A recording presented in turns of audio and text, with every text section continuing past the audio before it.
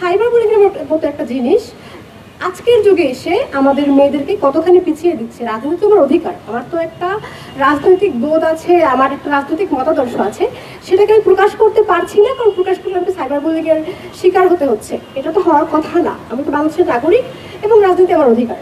তাহলে কারা আমাকে সেই অধিকার থেকে বঞ্চিত করছে? আমি কেন মত প্রকাশ করলেই আমাকে বুলিং এর শিকার হতে হচ্ছে?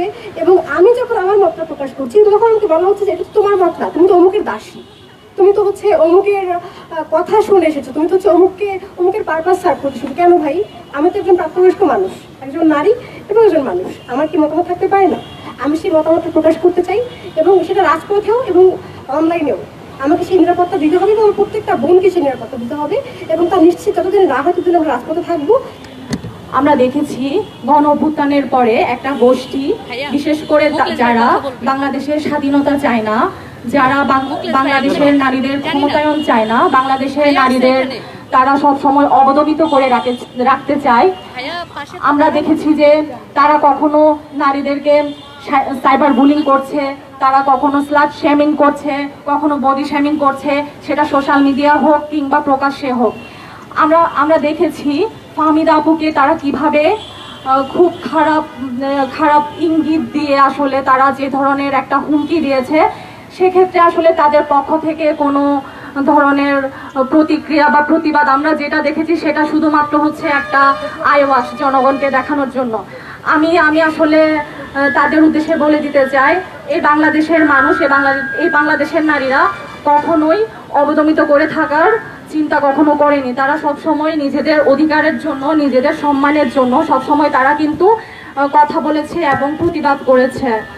তাদের সবাইকেই সাইবার বুলিং এর শিকার করা হয়েছে বারবার। পুরো একটি বছর ধরে এ ধরনের ঘটনা বারবার আমাদের সাথে ঘটে গিয়েছে, অথচ আমরা দেখছি একদল সংবাদ সম্মেলন করে ভিকটিম কার্ড খেলার চেষ্টা করছে। আমরা তাদের সেই সব ঘটনার নিন্দা জানাই, তাদের আচরণের নিন্দা জানাই। কি করেছিলেন ফাহমিদা আলম? তিনি আইনের আশ্রয় নিয়েছিলেন তার একটি সন্দেহ থেকে।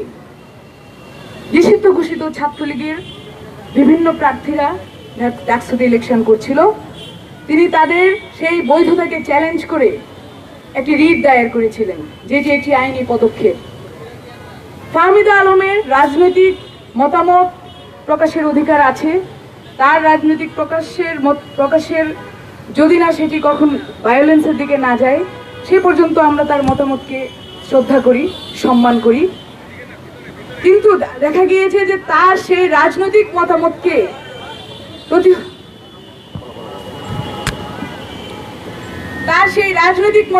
প্রতিহত করতে গিয়ে একটি গোষ্ঠী তাকে গণধর্ষণের হুমকি দিয়েছে।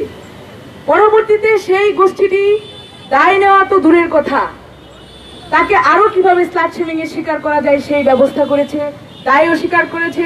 সুস্পষ্ট প্রমাণ থাকা সত্ত্বেও তারা অস্বীকার করেছে যে সেটি তাদের কর্মী নয়। এমনকি আপনারা দেখেছেন গতকালকে সংবাদ সম্মেলন করে, সমাবেশ করে তারা মিথ্যাচার করেছে যে ছাত্রদলের সাথে হয়তো সেই লোক যুক্ত। আমরা বলে দিতে চাই, যে ব্যক্তি মিথ্যাচার করেছেন তার সাথে ছাত্রলীগের একাধিক ছবি আছে। ছাত্রলীগের তিনি 2024 পর্যন্ত তিনি ছাত্রলীগের আশ্রয়ে হলে অবস্থান করেছিলেন।